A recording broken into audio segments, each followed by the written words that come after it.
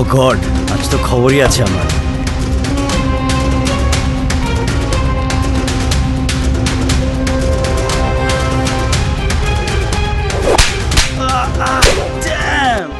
এ পরাজয় তোর না, আমার। আজ তুই খান বাড়ির মান ইজ্জত সব ধুলোয় মিশিয়ে দিয়ে এসেছিস। Just like I said, I get slapped for just like that. চাচা, কাজটা তুমি ভালো করলে না।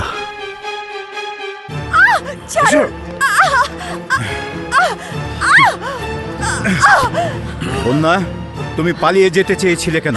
ভাইয়া, আমি ঢাকায় যাব, আমাকে যেতেই হবে। না, সেখানে তুমি নিরাপদ নও। মির্জা পরিবারের চিরশত্রু এই খান পরিবারের লোকজন তোমার ঠিকানা পেয়ে গেছে।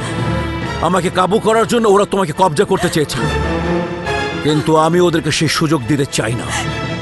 কিন্তু তার জন্য আমি আমার নিজের ইচ্ছা অনিচ্ছার বলি কেন দেব?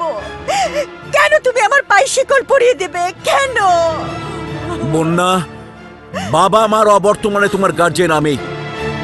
তোমার নিরাপত্তার সম্পূর্ণ দায় দায়িত্ব আমার, তাই আমি তোমাকে বিপদের মুখে ঠেলে দিতে পারি না।